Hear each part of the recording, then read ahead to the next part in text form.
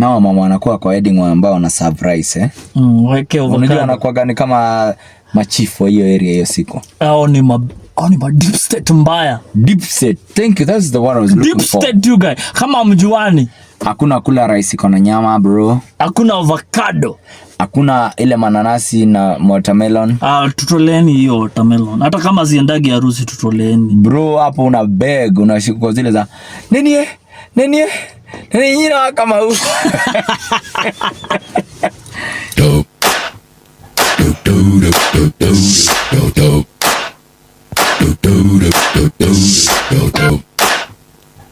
DJ entertainment industry mkona uniform like some kind of regalia suits and everything. Ni vile nimeona juzi.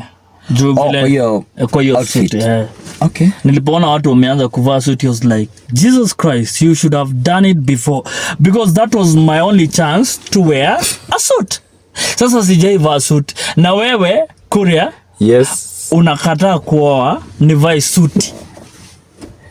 Kwa nini unataka kuvaa suit? Because I've never done it. Mimi wacha nikwambie kitu moja, wedding is no my thing. You know, the last time I went to a wedding, I was in primary school.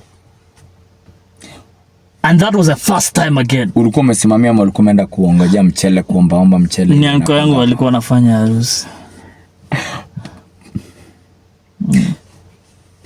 Nao mama wanakuwa kwa wedding ambao wana serve rice weke avocado. Unajua anakuwa gani kama machifu hiyo area hiyo siku. Hao ni deep state mbaya. Deep state. Thank you. That's the one I was looking for. Deep state you guy. Kama mjuani.